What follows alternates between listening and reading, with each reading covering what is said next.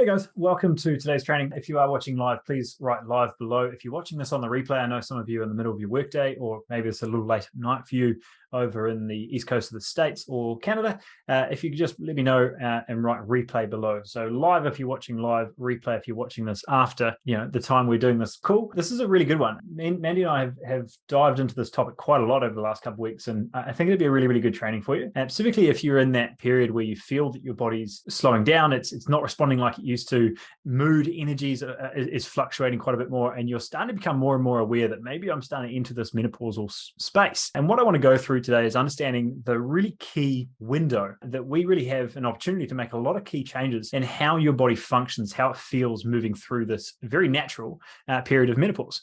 So if that's you, please write yup below. I'd love to get a little bit of insight of how relevant this really feels to you. And then we can dive into today's training, which I think would be super helpful, super actionable, and getting some insight into what is actually happening behind the scenes to get your body back on your side. Now, I'm honored again to be sharing the stage with Mrs. Mandy Harris, and she's our main clinical nutritionist inside of the Body Reset. Absolute brain box, understands things much deeper than me, but has an ability to communicate in a way that hopefully will be really helpful for you today as well. So once we've got a little bit of feedback from you on the group team, just want to hear those comments below if this is something that you are struggling with now, at the moment. I try to say now and today together, and then we will dive into things. So where I want to go, team, like I mentioned, is we'll dive into what we call the shift. This is very much that 2 to 10 year period that we'll dive into, understand why that's that time period, to moving your body into a position where things are functioning a little bit better. Mandy, before we dive in a little more, before I get ahead of myself, can you explain a little bit more about what this period is? Yeah, so perimenopause is the up to 10 years prior to when you're officially in menopause, which is 1 year after your final period. So the 10 years, the up to 10 years prior to that is the time when hormones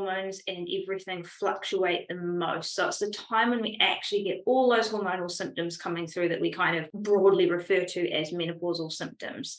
And the big changes here is that as these hormones are fluctuating and dropping, that changes how we deal with food, it changes how we produce energy in our body, and it can change a whole lot of things in just how we feel, how we store body fat, how we sleep, and all those sorts of things. So this is a window in time when we actually really need to come in from a real supportive angle and just really support our body and stabilize through this time. Yeah. So how we want to approach it today, because this is quite a big topic, is we want to simplify it into 3 key areas, right? The first one I want to look at and show you what's really going on is understand the significant metabolic shift that's actually happening through this period. Then we're going to dive into quite a little known fueling shift that really is crucial moving into perimenopause. What are some shifts you should make nutritionally, environmentally, to make sure that your body is functioning well, you're feeling good again? And what we're going to do then is wrap it all up with an understanding of what we call health anchors to really understand how this is actually impacting your body. How is it making it harder? And hopefully this really gives you an insight into how we operate as a coaching program, helping with our members directly understanding what those steps look like to build their personal health plans to really get their body back on their side. So if you want to dive a little bit deeper into how we operate, this will give you a little bit of insight specifically for menopause, what that looks like for our clients as well. So from a study, Maddie, this was where this all kicked off for us. It was really understanding like, okay, this is starting to become quite concrete. Do you want to walk me through that? Yeah, this is a really interesting quote from one of the key researchers in the whole perimenopausal shift. And this is a new area of research, really, because a lot of research previous to this has been done on men. So coming in with this research on women and this change that they're noticing happening in the brains of females when they're going through this perimenopausal shift. And what they can see is that due to the fueling changes that happen in our body and the reduced availability of certain fuels, the brain actually reverts to, in some cases, breaking itself down in order to fuel itself. So we have these things coming in, like brain fog and all that, and potentially that is connected to this breakdown, which is just mind-blowing, to be fair. The brain is like a super energy hungry organ. It needs a lot of fuel all the time and quite consistently, and its main fuel source throughout most of our lives that it likes to use is glucose.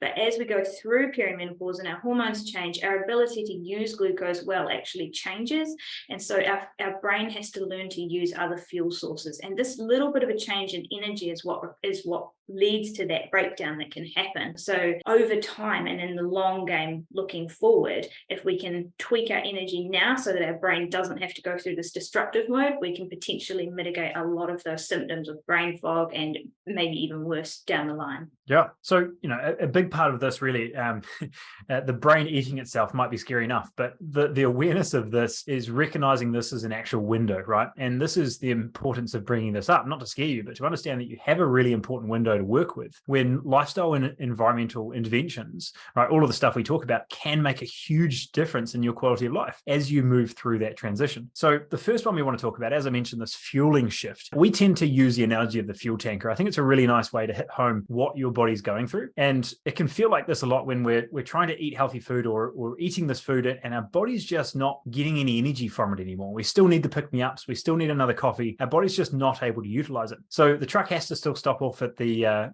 petrol station to pick up more fuel to keep moving forward. Now it's a lot like your body when you start getting to 2, 3, 4 o'clock and you're really starting to get those cravings coming through. You've got low energy and you've got to find ways to get back and just kind of get through the day. I'm sure many of you are feeling like that. So taking the time to get away from simply eating food that your body can't absorb, we're starting to look at this vital shift in nutrients we look at, the types of foods we select can be really helpful. And this is a really, really important point to get rid of such a tight grasp on what used to work and start to really work with your new biology, really understand what those shifts really are. This, I think, was shown really, really well with Luzette. She really went through this whole transition with us and we were able to really communicate to her what was happening, right? She was living on sugar. She had a lot of brain fog, low energy. She, from a nutritional standpoint, was quite vegetarian before moving to now a high protein space. The changes that we went through, really fueling that body with the right nutrients and finding out what she really felt best on as she went through those hormonal changes. She now has much more consistent energy, much better mood, and we're starting to see a real improvement in consistency in her training as well. So it really ties into that higher drive and mood and mental clarity as well. Maybe one, Mandy, because it's not eating its own brain, but taking the time to look at we're finally fueling the body on the right nutrients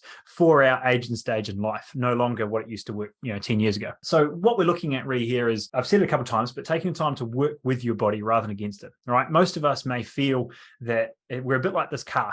We're a little bit crammed down with everything that's happening in life. Everything's kind of happening to us. We feel like we're just trying to survive through the day or survive through the week. And that's really not a healthy spot to get a body trying to make changes, right? So everything we do with Body Reset is taking the time to build health first. That really has to be the platform before you can start getting results. So if you're doing the spin classes, you're going on the diets, but your body's just not shifting or it's not working nearly as well as you thought it would, this is likely a shift that you need to make, is trying to get your body back on your side. Remove that load on the trailer on the back of you right now on your shoulders that's making it so much harder for you to move forward. And that's really where we start to see these transitioning and feeling like we're actually getting energy in the morning. We're starting to get energy off foods. We're starting to feel like we've got a smile on our face again. I've heard that from a couple of clients lately. It's been fantastic to see that positive outlook and what actually happens from a day-to-day space. Yeah, we see this come through all the time, that people come in and the first thing that pops into your head if you notice that your weight starts to change or your energy starts to change or whatever, is that we need to eat less and do more.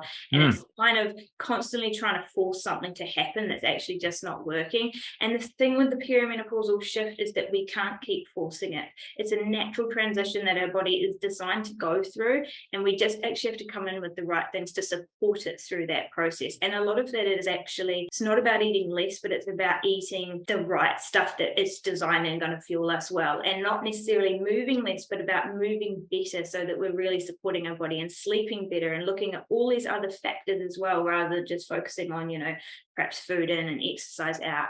Yeah. So that whole process, just support, don't force. Like if that's the one thing you take away from today, right? It's just that awareness of what's really going on there. And it may be some vital shifts. Like maybe sugar isn't the thing you should be functioning on every day and making those subtle shifts in what feels best for you. The big one that we're really looking at here, team, is some people are maybe over consuming, but quite a few people are under consuming and they're still not dropping body fat, right? So it can't just be about calories in, calories out. What's really happening is most people are undernourished, which means the body's not functioning well. Nothing's really being regulated to a level, hormone-wise, mood-wise, energy-wise, and it's really impacting every area of your life from there. So the area here is not counting calories, but really counting colors and nutrients to make sure that body starts to build back up a vital level of just metabolic function, cellular function, so that things are working as they should. Nicole was a great example of this, right? You mentioned the whole focusing on calories in, calories out. She was very much in the space of, training once, even sometimes twice a day. And the same thing on the nutritional side, she was decreasing her food more and more and more to the point that she was doing 900 calories a day.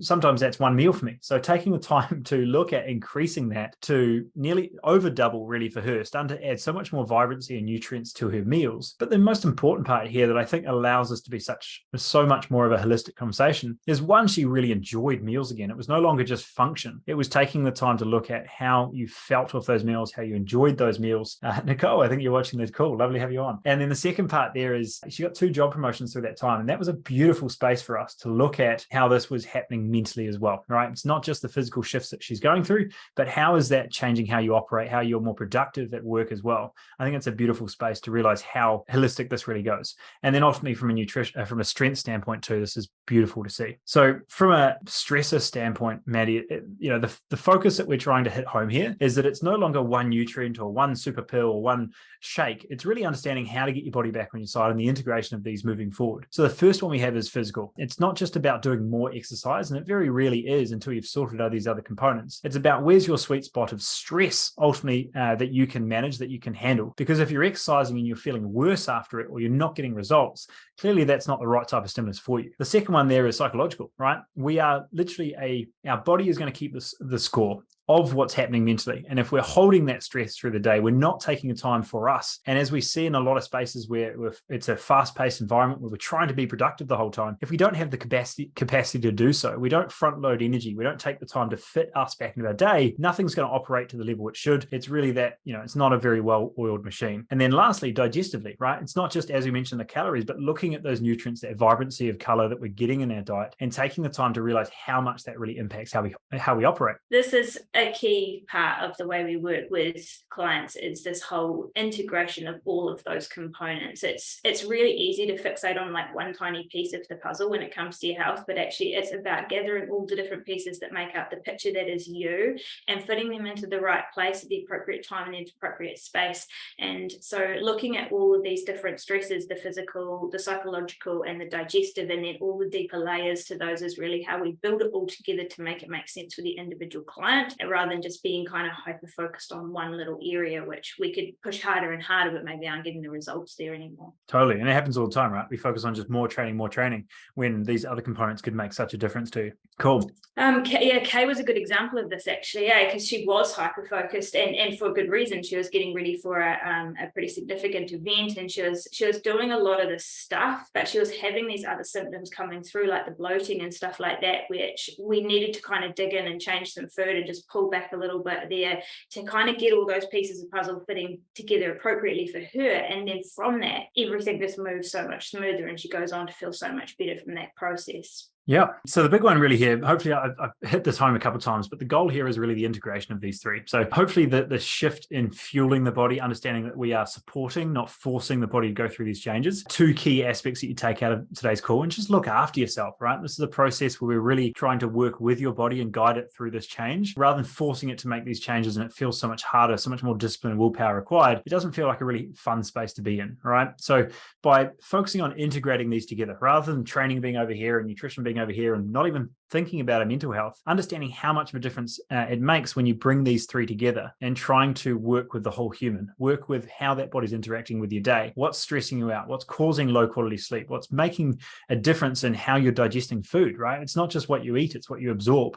And taking the time to look deeper into this stuff really does make quite a difference. So hopefully today, I know it's a short training, but I did want to really look at this through the lens of the shifts that we're seeing, and ultimately an area that we're coaching in quite a lot recently is this shift, and knowing that this window really has such a systemic impact on how they operate moving forward and that quality of life, as we mentioned. So if it is something that is, resonating with you, if it is an area that you feel that you're kind of pushing the lever, pushing every lever you know how to push, and your body's still not changing, please let me know if that's something you want to dive deeper into. I've got a link below. Just comment perimenopause and we can send you a training through to dive further into this. And if you want to jump on a call with us directly, I think it's going to be really the space where we find out where you are individually right now, and start to operate in a space where we can work with the whole human, really look at integrating these steps together and start to map out a bit of process of how we get you into this spot. Knowing it's a really vital window, knowing it's a place that we have an ability to really shift how you operate from here on out, that feels like a pretty good place to make those changes sooner rather than later. Sure. Cool. Thanks so much for joining, guys. I hope that training was what you're after with that shift that we mentioned earlier in the week. It was really cool to see so much interest and feedback about this training coming through. And I'm sure you enjoy having Mandy up on here, not just me. So hope that was helpful. Hope you have an amazing rest of your week, and we'll talk again very soon.